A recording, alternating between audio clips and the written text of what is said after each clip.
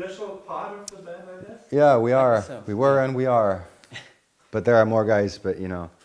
We started out, we were actually sitting in Ollie's car on the beach, dreaming about what we want to do with our lives and, you know, what we want to do with the band. And so basically we had this pad that we wrote stuff down on. I still have that paper somewhere. And it reads that, yeah, we want to do an album and get gigs, and then in 3 years Hollywood will know our names. And so, well, that all happened kind of fast, and now we're here, so.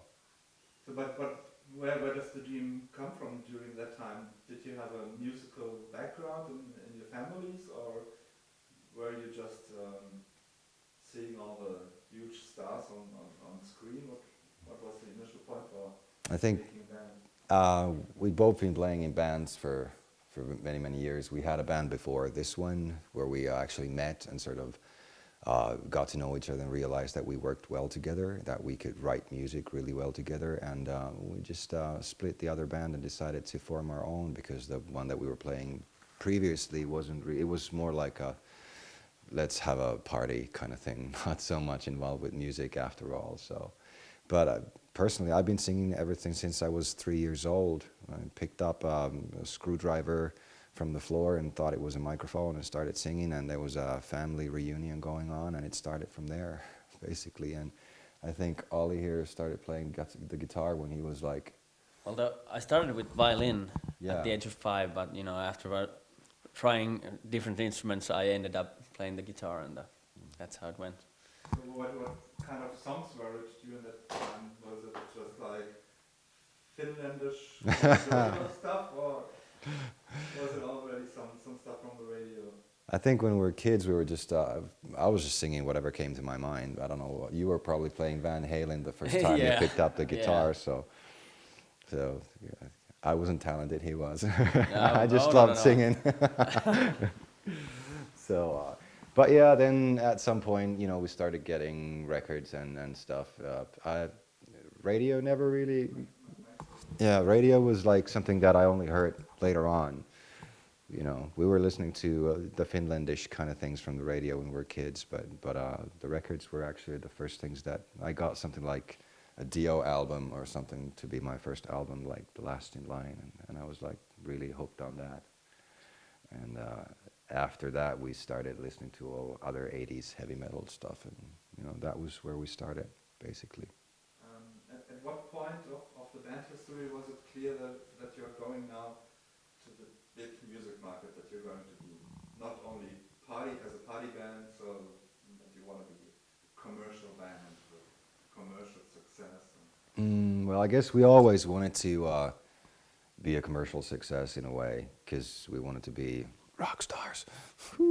But you know, we had many bands and we tried out stuff and wrote some music, but when we got to the point where we formed Poets of the Fall and we had our first single, Late Goodbye, come out, that's the first time that we actually realized that something might actually come out of this, something really good, something big, and it did.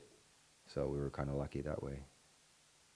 Was it just a coincidence that you got involved in this computer game, Max Payne 2, with the first single? Well, it was a happy coincidence. I mean, we know the people who work on that, in that company, who they developed the game and everything. And we were sitting in a car with a friend of mine, Sam Lake, who's the scriptwriter for that company, for that game.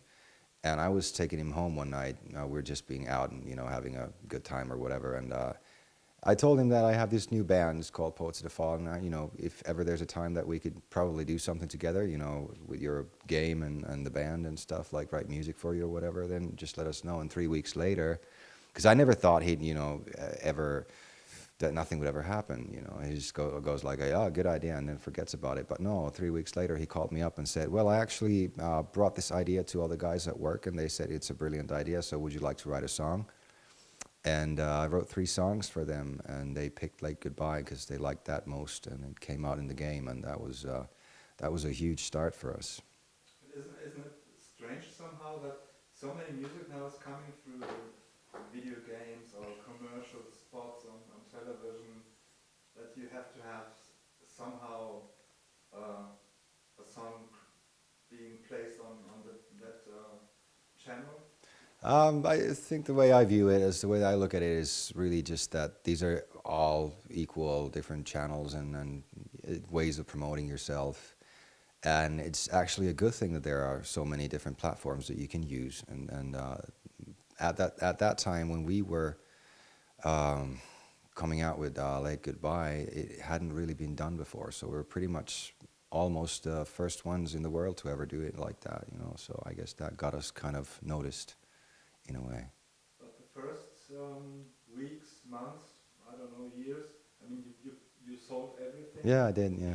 So like your car, your big flat screen, no, there was no flat screen. Flat screen, no, yeah. We still had that box of a TV there in front of the window, and I was happy to get rid of that. But yeah, I sold everything. My car, gave up my flat, moved to my parents' basement, which was kind of tough. And I didn't. Well, I had a company then. I was doing graphic design in a company on my own. I sold my part of that company to get the funding for the album and to live on it. And